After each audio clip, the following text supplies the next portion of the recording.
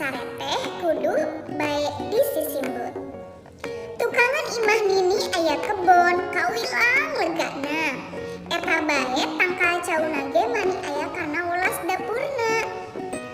Antara dapuran kahiji jeung dapuran nu sejena dipelakan kayaning cengek, terong, leunca, cabe, jeung tomat. Ari nu deukeut kana wates kebon batur mah ku Nini dipelakan engkol. Minangka wates kebonna dicirian ku tangkal sampe.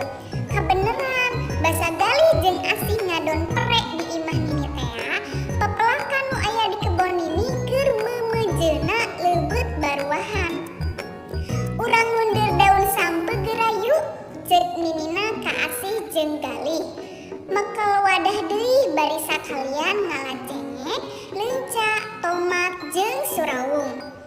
Gali jeung Asih mani raresepkeun ngalaan cengek, leunca, jeung tomat. Ceuk Ninina teh urang nyambel lalapna ku seupan daun sampe.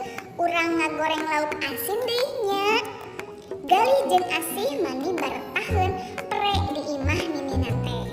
Dalam bacaan ini, kebun Nini atau kebun nenek di kebun Nini atau di kebun nenek ini diceritakan bahwa Gali dan Asih sedang berliburan di rumah nenek. Nah, neneknya memiliki kebun yang sangat luas yang ditanami beberapa pohon seperti cengek, terong, ya, leunca, cabe, tomat, pohon pisang, lalu pohon singkong. Nah, karena semuanya sudah disiapkan, karena semuanya sudah tumbuh, sudah siap untuk dipanen,